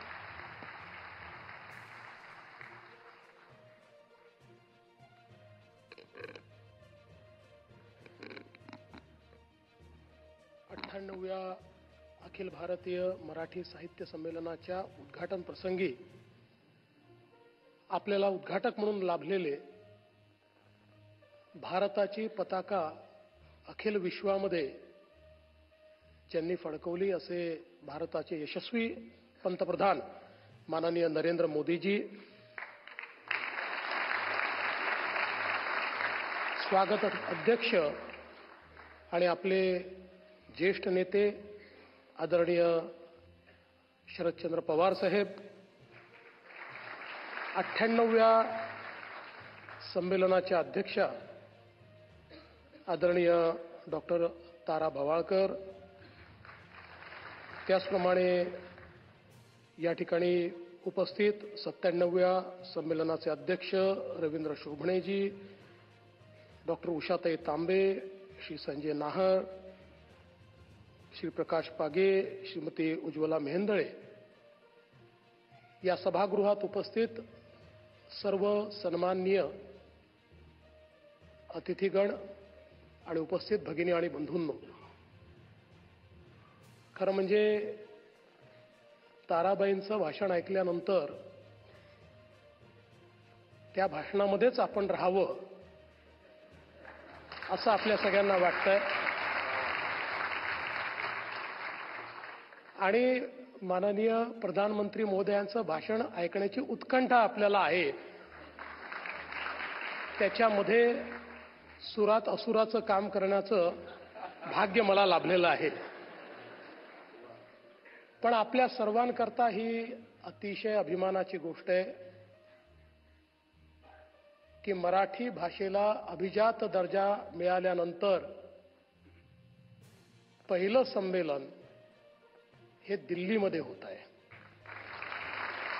मी आदरणीय प्रधानमंत्री महोदयांचं मनापासनं त्यांचे आभार मानतो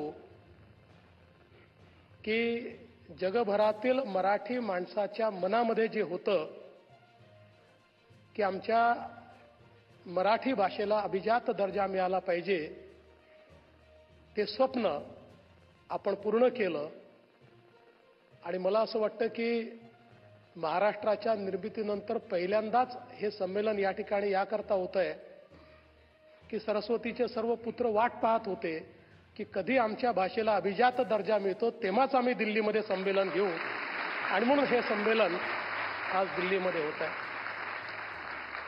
आपल्याला याची देखील कल्पना आहे की परकीय आक्रमकांनी ज्यावेळेस आपल्या भाषेला देखील त्या ठिकाणी एक प्रकारे प्रदूषित करण्याचा प्रयत्न केला, त्यानंतर पहिल्यांदा छत्रपती शिवाजी महाराजांनी हे ठरवलं की संपूर्ण राजकारभारामध्ये मराठीचाच उपयोग होईल आणि राजकारभारामध्ये जेवढे फारसी आणि अरबी शब्द आले होते ते सर्व शब्द बदलून आपले मराठी शब्द त्या ठिकाणी वापरण्याची सक्ती आणि त्याची आज्ञावली ही पहिल्यांदा छत्रपती शिवाजी महाराजांनी त्या ठिकाणी तयार केली. आणि म्हणूनच स्वभाषेचा आग्रह किंवा स्वभाषेचा स्वाभिमान हा देखील छत्रपती शिवाजी महाराजांकडूनच आपण शिकलो आहोत. आणि ज्याचा उल्लेख झाला की ही गोष्टही कदाचित हा एक मोठा योगायोग आहे की ज्या तालकटोरा स्टेडियममध्ये आपला सगळा कार्यक्रम या ठिकाणी होणार आहे, त्याच ठिकाणी 1737 साली राणोजी शिंदे आणि मल्हारराव होळकर यांच्यासोबत थोरल्या बाजीरावांनी आपली मराठ्यांची छावणी लावली होती आणि त्यानंतर आपण दिल्ली जिंकली होती.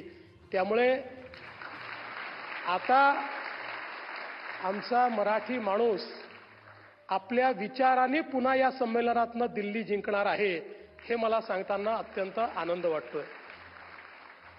आपल्याला कल्पना आहे की 1988 साली जेव्हा विश्व मराठी संमेलन झालं होतं आणि पवारसाहेबही होते आणि त्या संमेलनामध्ये पु ल देशपांडेंनी त्या ठिकाणी सांगितलं होतं की जो आपल्या मातृभाषेवर प्रेम करतो त्यालाच माया आणि वात्सल्य काय असते समजतं, आणि ज्याला माया आणि वात्सल्य समजतं तो कधी दुसऱ्या भाषेचा दुस्साहस करूच शकत नाही. त्यामुळे तो दुसऱ्या भाषेवरही प्रेम करतो. मला असं वाटतं की मराठी माणसांनी नेहमीच आपल्या भाषेवर प्रेम केलेलं आहे आणि ही जी काही एक मोठी परंपरा आहे ज्याचा उल्लेख या ठिकाणी वेगवेगळ्या वक्त्यांनी केला, त्यामुळेच मराठी ही अतिशय समृद्ध अशा प्रकारची भाषा आहे. कारण ती लोकभाषा झाली आणि त्यातनं जे काही लोकसाहित्य तयार झालं त्यातून खऱ्या अर्थानं मराठी पुढे जात गेली. आणि आत्ताच ताराबाईंनी सांगितलं की आमच्या संतांनी, आमच्या वारकरी संप्रदायाने कशा प्रकारे या मराठीला पुढे नेण्याचं काम केलं. आणि लीळाचरित्र असेल, ज्ञानेश्वरी असेल, 12व्या शतकामध्ये इतक्या आधुनिक स्वरूपात आलेले ही जी काही ग्रंथ आहेत ते देखील मराठी किती समृद्ध त्या काळातही होती हे आपल्याला या ग्रंथांच्या माध्यमातून पाहायला मिळतं. आणि म्हणूनच या अखिल भारतीय मराठी साहित्य संमेलनामध्ये दिल्लीमध्ये इतक्या मोठ्या प्रमाणात महाराष्ट्रातनं आणि देशभरातनं लोक आलेले आहेत. आणि मला असं वाटतं की मराठी माणूस हा कला, साहित्य, संस्कृती याच्यामध्ये रममाण होणार आहे, किंबहुना त्याच्या ठायी कला, साहित्य आणि संस्कृती वसलेली आहे. आमच्यासारखे काही लोक आहेत की ज्यांच्या ठायी खाद्य संस्कृती जास्त वसलेली आहे. पण मला असं वाटतं की त्यामुळेच या ठिकाणी मराठी भाषा अशी आहे की ज्याच्यामध्ये 100पेक्षा जास्त वेगवेगळी साहित्य संमेलनं त्या ठिकाणी होत असतात आणि सर्व प्रकारच्या विचारांना, सर्व प्रकारच्या मला असं वाटतं बोलीभाषांना त्या साहित्य संमेलनांमध्ये एक प्रकारे महत्त्व मिळत असतं. अशा या मराठीची सेवा करण्याची संधी आपल्या सर्वांना या साहित्य संमेलनाच्या निमित्ताने मिळते आहे. मी यापेक्षा अधिक बोलणार नाही. मी अखिल भारतीय साहित्य संमेलनाला, त्याच्या नूतन अध्यक्षांना, आताच्या अध्यक्षांना सगळ्यांना खूप खूप शुभेच्छा देतो. आणि मला विश्वास आहे संजयजी, आपण सर्वांनी ही जी मेहनत केलेली आहे, हे अधिवेशन खूप ऐतिहासिक अशा प्रकारचं अधिवेशन होईल. 2 वर्षांनी 100वे अधिवेशन करायचं आहे आणि 3 वर्षांनी या अधिवेशनांना 150 वर्ष होत आहेत. त्यामुळे ही दोन्ही अधिवेशनं अत्यंत महत्त्वाची असणार आहेत. त्याही वेळी आपण अशाच प्रकारे मराठीवर प्रेम करणाऱ्यांचा हा जो काही मेळा आहे, अतिशय भव्य अशा प्रकारचा साजरा करू, हा विश्वास मी व्यक्त करतो. पुन्हा एकदा खूप खूप या संमेलनाला शुभेच्छा देतो आणि माझं बोलणं संपवतो. धन्यवाद. जय हिंद, जय महाराष्ट्र.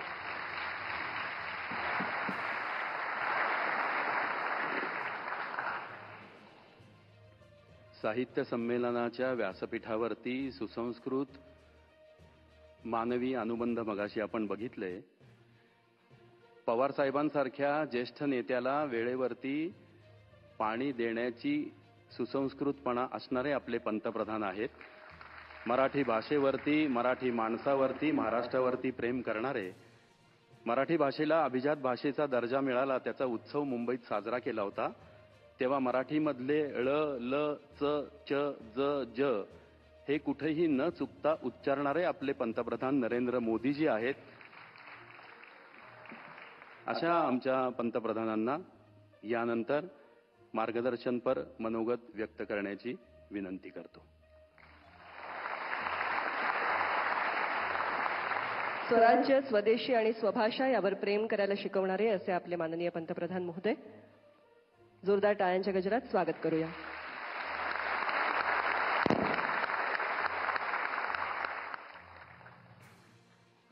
कार्यक्रम में उपस्थित वरिष्ठ नेता श्रीमान शरद पवार जी, महाराष्ट्र के लोकप्रिय मुख्यमंत्री श्री देवेंद्र फडणवीस जी, अखिल भारतीय मराठी साहित्य सम्मेलन के अध्यक्ष डॉक्टर तारा भवालकर जी, पूर्व अध्यक्ष डॉक्टर रविंद्र शोभने जी, सभी सदस्यगण, मराठी भाषा के सभी विद्वद्गण और उपस्थित भाइयों और बहनों,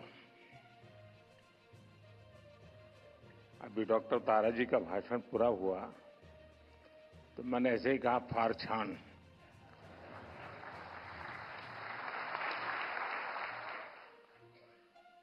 तो उन्होंने मुझे गुजराती में जवाब दिया कि बड़े पर गुजराती आवड़े छे.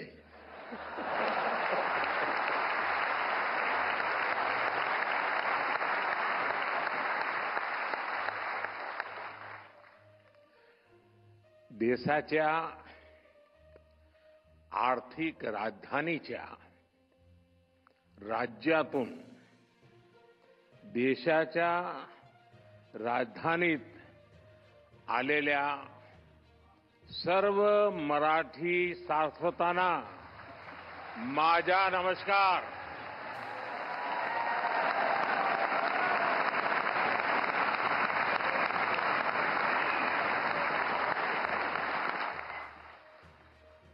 आज दिल्ली की धरती पर मराठी भाषा के इस गौरवशाली कार्यक्रम का आयोजन हो रहा है. अखिल भारतीय मराठी साहित्य सम्मेलन एक भाषा या राज्य तक सीमित आयोजन नहीं है. मराठी साहित्य के इस सम्मेलन में आजादी की लड़ाई की महक है. इसमें महाराष्ट्र और राष्ट्र की सांस्कृतिक विरासत है. ज्ञानोबा तुकारामांच्या मराठीला आज राजधानी दिल्ली अतिशय मनापासून अभिवादन करते.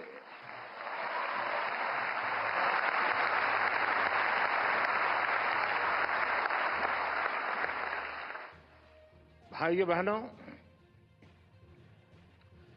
1878 में पहले आयोजन से लेकर अब तक अखिल भारतीय मराठी साहित्य सम्मेलन देश की 147 वर्षों की यात्रा का साक्षी रहा है। महादेव गोविंद रानडे जी, हरिनारायण आप्टे जी, माधव श्रीहरि अणे जी, शिवराम परांजपे जी, वीर सावरकर जी, देश की कितनी ही महान विभूतियों ने इसकी अध्यक्षता की है। शरद जी के आमंत्रण पर आज मुझे इस गौरवपूर्ण परंपरा से जुड़ने का अवसर मिल रहा है। मैं आप सभी को देश दुनिया के सभी मराठी प्रेमियों को इस आयोजन की बहुत बहुत बधाई देता हूं।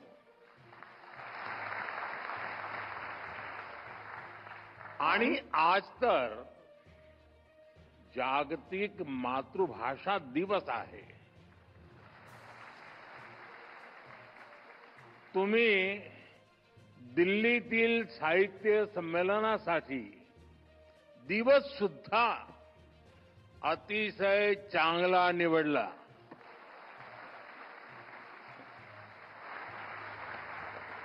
साथियों, मैं जब मराठी के बारे में सोचता हूं तो मुझे संत ज्ञानेश्वर का वचन याद आना बहुत स्वाभाविक है। माझ्या मराठीची बोलू कौतुके, परी अमृतातेही पैजासी जिंके।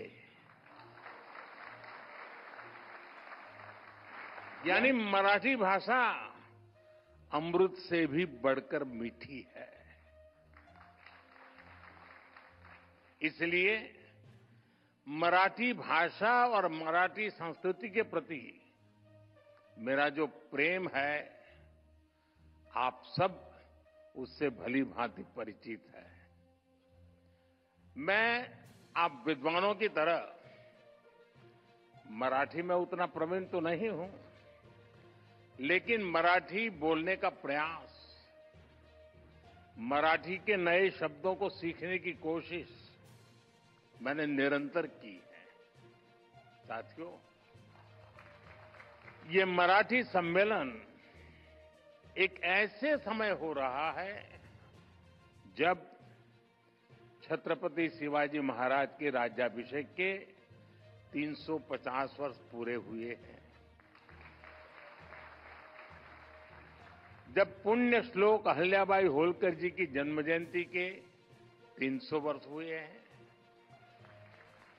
और कुछ ही समय पहले बाबा साहब अंबेडकर के प्रयासों से बने हमारे संविधान ने भी अपने 75 वर्ष पूरे किए हैं।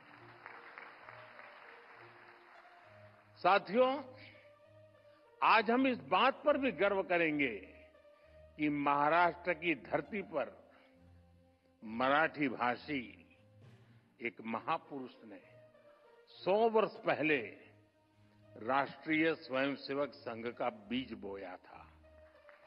आज ये एक वटवृक्ष के रूप में अपना शताब्दी वर्ष मना रहा है। वेद से विवेकानंद तक भारत की महान परंपरा और संस्कृति को नई पीढ़ी तक पहुंचाने का एक संस्कार यज्ञ राष्ट्रीय स्वयंसेवक संघ पिछले 100 वर्ष से चला रहा है। मेरा सौभाग्य है कि मेरे जैसे लाखों लोगों को आरएसएस ने देश के लिए जीने की प्रेरणा दी है और संघ के ही कारण मुझे मराठी भाषा और मराठी परंपरा से जुड़ने का भी सौभाग्य प्राप्त हुआ। इसी कालखंड में कुछ महीने पहले मराठी भाषा को अभिजात भाषा का दर्जा दिया गया है। देश और दुनिया में 12 करोड़ से ज्यादा मराठी भाषी लोग हैं। मराठी को अभिजात भाषा का दर्जा मिले, इसका करोड़ों मराठी भाषियों को दशकों से इंतजार था। ये काम पूरा करने का अवसर मुझे मिला। मैं इसे अपने जीवन का बड़ा सौभाग्य मानता हूं। माननीय विद्वद्जन, आप जानते हैं, भाषा केवल उसके संवाद का माध्यम पर नहीं होती है। हमारी भाषा हमारी संस्कृति की संवाहक होती है। ये बात सही है कि भाषाएं समाज में जन्म लेती है, लेकिन भाषा समाज के निर्माण में उतनी ही अहम भूमिका निभाती है। हमारी मराठी ने महाराष्ट्र और राष्ट्र के कितने ही मनुष्यों के विचारों को अभिव्यक्ति देकर हमारा सांस्कृतिक निर्माण किया है। इसलिए समर्थ रामदास जी कहते थे, मराठा तीतू का मेळवावा, महाराष्ट्र धर्म वाढवावा, आहे तितके जतन करावे, पुढे आणिक मिळवावे, महाराष्ट्र राज्य करावे। जिकडे तिकडे मराठी एक संपूर्ण भाषा है। इसलिए मराठी में शूरता भी है, वीरता भी है। मराठी में सौंदर्य भी है, संवेदना भी है, समानता भी है, समरसता भी है। इसमें आध्यात्म के स्वर भी है और आधुनिकता की लहर भी है। मराठी में भक्ति भी है, शक्ति भी है और युक्ति भी है। आप देखिए, जब भारत को आध्यात्मिक ऊर्जा की जरूरत हुई तो महाराष्ट्र के महान संतों ने ऋषियों के ज्ञान को मराठी भाषा में सुलभ कराया। संत ज्ञानेश्वर, संत तुकाराम, संत रामदास, संत नामदेव, संत तुकडोजी महाराज, गाडगे बाबा, गोरा कुमार और बहिणाबाई, महाराष्ट्र के कितने ही संतों ने भक्ति आंदोलन के जरिए मराठी भाषा में समाज को नई दिशा दिखाई। आधुनिक समय में भी गजानन दिगंबर माडगुलकर और सुधीर फड़के की गीत रामायण ने जो प्रभाव डाला वो हम सब जानते हैं। साथियों, गुलामी के सैकड़ों वर्षों के लंबे कालखंड में मराठी भाषा आक्रांताओं से मुक्ति का भी जयघोष बनी। छत्रपति शिवाजी महाराज, संभाजी महाराज और बाजीराव पेशवा जैसे वीर मराठा वीरों ने दुश्मनों को नाको चने चबाना दिए, उनको मजबूर कर दिया। आजादी की लड़ाई में वासुदेव बलवंत फड़के, लोकमान्य तिलक और वीर सावरकर जैसे सेनानियों ने अंग्रेजों की नींद उड़ा दी। उनके इस योगदान में मराठी भाषा और मराठी साहित्य का बहुत बड़ा योगदान था।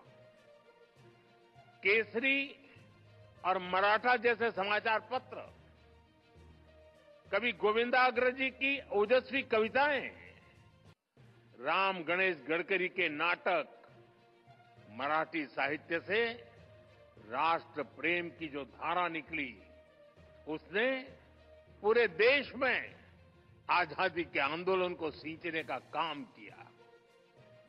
लोकमान्य तिलक ने गीता रहस्य भी मराठी में ही लिखी थी, लेकिन उनकी इस मराठी रचना ने पूरे देश में एक नई ऊर्जा भर दी थी। साथियों, मराठी भाषा और मराठी साहित्य ने समाज के शोषित, वंचित वर्ग के लिए सामाजिक मुक्ति के द्वार खोलने का भी अद्भुत काम किया है। ज्योतिबा फुले, सावित्रीबाई फुले, महर्षि कर्वे, बाबा साहब आंबेडकर, ऐसे कितने ही महान समाज सुधारकों ने मराठी भाषा में नए युग की सोच को सींचने का काम किया था। देश में मराठी भाषा ने बहुत समृद्ध दलित साहित्य भी हमें दिया है। अपने आधुनिक चिंतन के कारण मराठी साहित्य में विज्ञान कथाओं की भी रचनाएं हुई हैं। अतीत में भी आयुर्वेद, विज्ञान और तर्कशास्त्र में महाराष्ट्र के लोगों ने अद्भुत योगदान दिया है।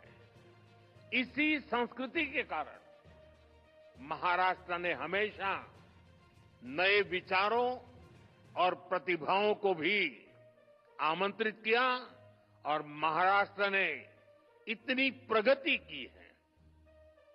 हमारी मुंबई महाराष्ट्र ही नहीं बल्कि पूरे देश की आर्थिक राजधानी बनकर उभरी है। और भाइयों बहनों, जब मुंबई का जिक्र आया है तो फिल्मों के बिना न साहित्य की बात पूरी होगी और न मुंबई की। ये महाराष्ट्र और मुंबई ही है जिसने मराठी फिल्मों के साथ साथ हिंदी सिनेमा को ये ऊंचाई दी है। और इन दिनों तो छावा की धूम मची हुई थी।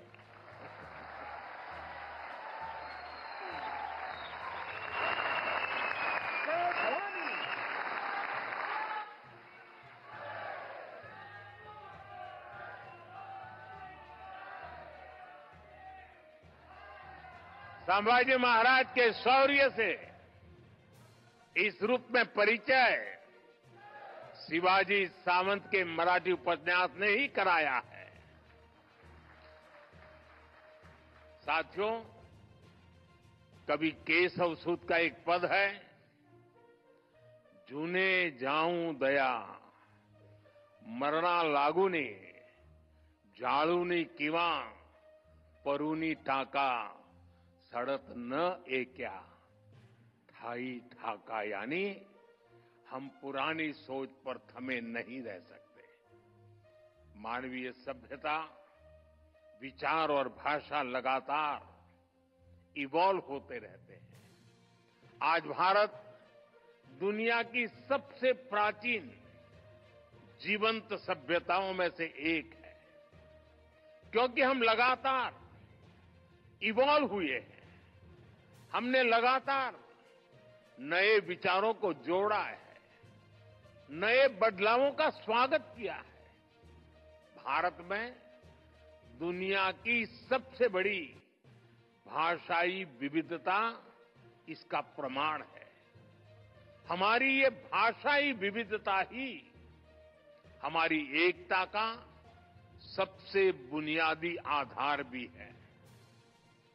मराठी खुद इसका सबसे बड़ा उदाहरण है, क्योंकि हमारी भाषा उस मां की तरह होती है जो अपने बच्चों को नए से नया, अधिक से अधिक ज्ञान देना चाहती है। मां की तरह ही भाषा भी किसी से भेदभाव नहीं करती।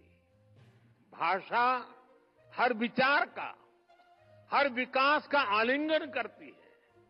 आप जानते हैं, मराठी का जन्म संस्कृत से हुआ है, लेकिन इसमें उतना ही प्रभाव प्राकृत भाषा का भी है। ये पीढ़ी दर पीढ़ी आगे बढ़ी है। इसने मानवीय सोच को और अधिक व्यापक बनाया है। अभी मैंने लोकमान्य तिलक जी की गीता रहस्य का जिक्र किया। गीता रहस्य संस्कृत गीता की व्याख्या है। तिलक जी ने मूल गीता के विचारों को लिया और मराठी बोध से उसे और ज्यादा जन सुलभ बनाया। ज्ञानेश्वरी गीता में भी संस्कृत पर मराठी में टिप्पणी लिखी गई। आज वही ज्ञानेश्वरी देश भर के विद्वानों और संतों के लिए गीता को समझने के लिए एक मानक बन गई है। मराठी ने दूसरी सभी भारतीय भाषाओं से साहित्य को लिया है और बदले में उन भाषाओं को भी समृद्ध किया है। जैसे कि भार्गव राम विठ्ठल बरेकर जैसे मराठी साहित्यकारों ने आनंद मठ जैसी कृतियों का मराठी अनुवाद किया। विंदा करंदीकर, इनकी रचनाएं तो कई भाषाओं में आई। उन्होंने पन्नाधाय, दुर्गावती और रानी पद्मिनी के जीवन को आधार बनाकर रचनाएं लिखी। यानी भारतीय भाषाओं में कभी कोई आपसी वैर नहीं रहा। भाषाओं ने हमेशा एक दूसरे को अपनाया है, एक दूसरे को समृद्ध किया है। साथियों, कई बार जब भाषा के नाम पर भेद डालने की कोशिश की जाते हैं तो हमारी भाषाओं की साझी विरासत ही उसका सही जवाब देती है। इन भ्रमों से दूर रहकर भाषाओं को समृद्ध करना, उन्हें अपनाना, ये हम सबका सामूहिक दायित्व है। इसलिए आज हम देश की सभी भाषाओं को मेन स्ट्रीम लैंग्वेज के रूप में देख रहे हैं। हम मराठी समेत सभी प्रमुख भाषाओं में शिक्षा को बढ़ावा दे रहे हैं। अब महाराष्ट्र के युवा मराठी में हायर एजुकेशन, इंजीनियरिंग और मेडिकल की पढ़ाई वहां का युवा आसानी से कर सकेंगे। अंग्रेजी न जानने के कारण प्रतिभाओं की उपेक्षा करने वाली सोच को हमने बदल दिया है। साथियों, हम सब कहते हैं कि हमारा साहित्य समाज का दर्पण होता है। साहित्य समाज का पथ प्रदर्शक भी होता है। इसलिए साहित्य सम्मेलन जैसे कार्यक्रमों की, साहित्य जैसे जुड़ी संस्थाओं की देश में बहुत अहम भूमिका होती है। गोविंद रानडे जी, हरिनारायण आप्टे जी, आचार्य अत्रे जी, वीर सावरकर जी, इन महान विभूतियों ने जो आदर्श स्थापित किए, मैं आशा करता हूं अखिल भारतीय मराठी साहित्य महामंडल उन्हें और आगे बढ़ाएगा। 2027 में साहित्य सम्मेलन की इस परंपरा को 150 वर्ष पूरे होंगे और तब 100वां सम्मेलन होगा। मैं चाहूंगा आप इस अवसर को विशेष बनाएं। इसके लिए अभी से तैयारी करें। कितने ही युवा आजकल सोशल मीडिया के जरिए मराठी साहित्य की सेवा कर रहे हैं। आप उन्हें मंच दे सकते हैं, उनकी प्रतिभा को पहचान दे सकते हैं। ज्यादा से ज्यादा लोग मराठी सीखें, इसके लिए आप ऑनलाइन प्लेटफॉर्म को, भाषिणी जैसे इनिशिएटिव्स को बढ़ावा दें। मराठी भाषा और साहित्य को लेकर युवाओं के बीच प्रतियोगिताओं का आयोजन भी किया जा सकता है। मुझे विश्वास है आपके ये प्रयास और मराठी साहित्य की प्रेरणाएं विकसित भारत के लिए 140 करोड़ देशवासियों को नई ऊर्जा देंगे, नई चेतना देंगे, नई प्रेरणा देंगे। आप सभी महादेव गोविंद रानड़े जी, हरिनारायण आप्टे जी, माधव श्रीहरि अणे जी, शिवराम परांजपे जी जैसे महान व्यक्तित्व की महान परंपरा को आगे बढ़ाएं।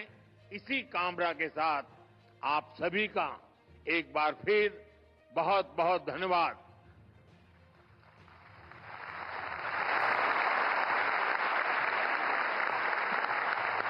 अतिशय वंदन झालेला असा हा क्षण आपणा सगळ्यांसाठी आपण सर्वांनी उभं राहून मानवंदना दिलेली आहे देशाचे पंतप्रधान आदरणीय श्री नरेंद्र मोदीजी यांना. यानंतर शमीमा अख्तर पसायदान म्हणतील आणि मग आजच्या उद्घाटन सोहळ्याची सांगता होईल. संतश्रेष्ठ ज्ञानेश्वरांच्या पसायदानाने सांगता होईल.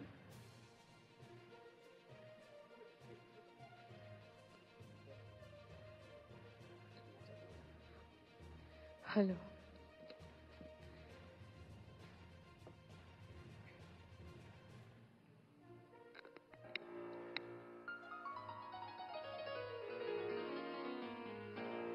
आता विश्वात्मके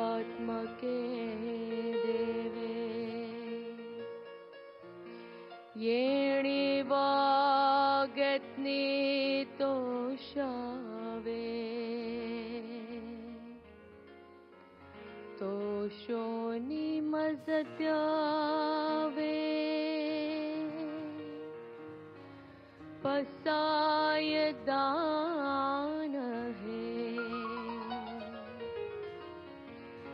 जे खडांची व्यंकटी सांडो तया सत्कर्मी रतिवाडो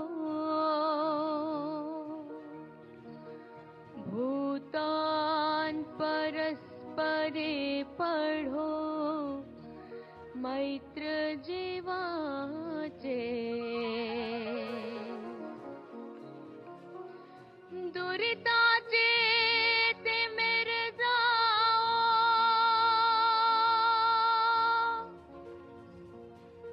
विश्व सुधर्म सूर्य पाहो जो जे वांछील तो तेला हो प्राणी जात वर्षत सकळ मंगळी ईश्वर निष्ठांचे मांडी आली अनवरत भूमंडळी भेटतो भूता सला कल्पतरुचे आरभ चेतना चिंतामणीचे गाव बोलते जे अर्णव पियुषाचे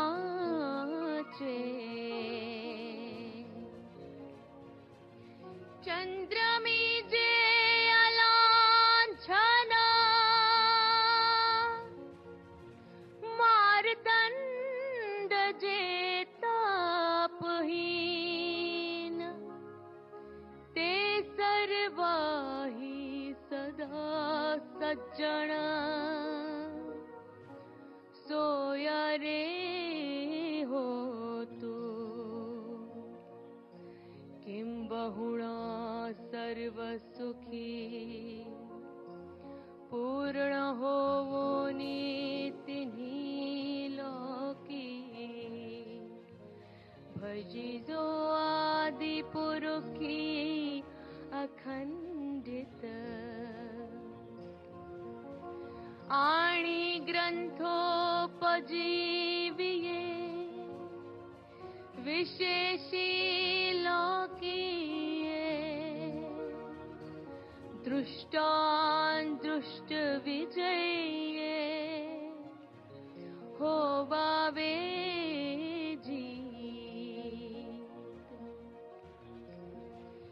येथ मणि श्री विश्वेश्वरावो हा होईल दान पसावो येणे वरे ज्ञान देवो सुखिया